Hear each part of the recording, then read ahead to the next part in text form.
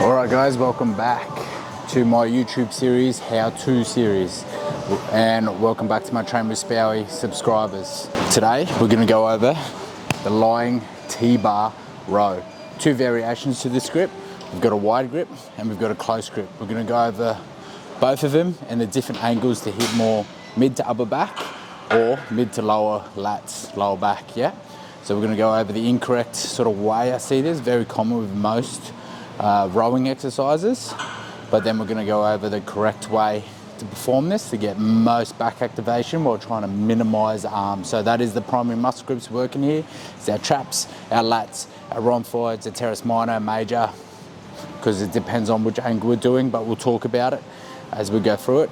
But then yeah, secondary muscles are our biceps and our forearms. People feel it in, and we'll talk about how to minimize that as much as possible, yeah? So sweet, let's go over the most common mistakes I see with this exercise. So the most common mistakes I see with this exercise is majority like rowing exercises, yeah? They either use the momentum to lift the weight and they're pulling too much with their hands, yeah? So let's go over that. So now you've got the wide grip one, same. If they're trying to target upper back, they're really arching their back, lifting it up at the same time, where if you want to target upper back, we're going to have to stay still. We arch our back, chest up for more lower lats and more lower back. Yeah, same again, they're pulling too much through their hands. They're not coming all the way up, they're not squeezing in their shoulder blades, they're doing nothing with their back. They're just pulling all the way through their hands, which is going to really give them a nice bicep and forearm pump. Most common thing I hear when people do this exercise is, or any back rowing or pulling exercises, is that they're getting too much forearm and bicep activation, and it is for that reason. They're pulling all the way through their hands and they're deft gripping it through their hands, yeah? So let's go over the correct way this movement should be performed. We'll do the wide grip first, and then we'll do the close grip second, yeah? And what I predominantly use them for, the difference, usually upper back, I do the wide grip, the lower, mid to lower back, including the traps, will be the closer grip. Awesome, let's go over that now. So let's talk about this, where we should be pulling, where should we be feeling it when we do this exercise. So we'll grab the wide grip first. Same with most back exercises. I want you to imagine you've got a piece of string attached to the back of the elbow and it's pulling it backwards, or pull back with the elbows. Well, that's what I think of. I imagine there's someone like, I'm like a puppet. Someone's got a piece of string with like a hook in the back of my elbows that's pulling the weight back, while all my forearm and hands are relaxed. Yeah, I'm keeping that relaxed, try to minimize it as much as possible, but that's why I usually go thumb over for most things as well. So, and then vice versa, we're pulling, initiating with our scap, our back, our shoulder blades, yeah? So let's do the wide grip first. So set on up. When we jump on over, chest is just hanging over the edge. Hands on, width depends on how long your arms are. Mine's not too wide, a bit closer in.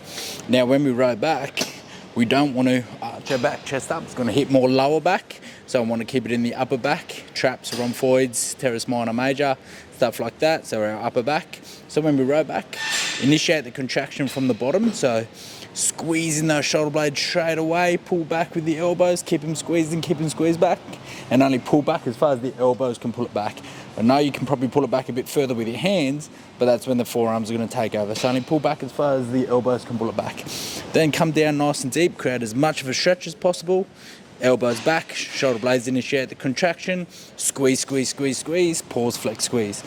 Bit quicker now, 3, 2, 1, stretch, initiate, pause, squeeze. So you should be squeezing those shoulder blades and pulling those elbows back from the bottom all the way to the top. Yeah. 3, 2, 1, pause, squeeze. 3, 2, 1, open up the upper back, close the upper back in. My hands are pulling it, same again. My hands are the anchor point. My lever is my shoulders and my traps, pulling it back. Now we'll go over the close grip movement. I predominantly try to do this for the focusing on the traps or the lower lats. This is where, when I pull back with the elbows, I'm also lifting my chest up and arching my back at the same time. So grab the handles here.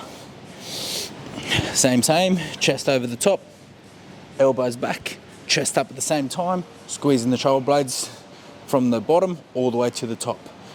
Chest is up nice and proud, slight arch in the back. Then I'm gonna move with the weight, come down, stretch, up, pause, flex, squeeze. 3, 2, 1. Same again, pull back with the elbows, hands do nothing. Initiate the contraction from the bottom all the way to the top. Pause, flex, squeeze, control. 3, 2, 1, stretch.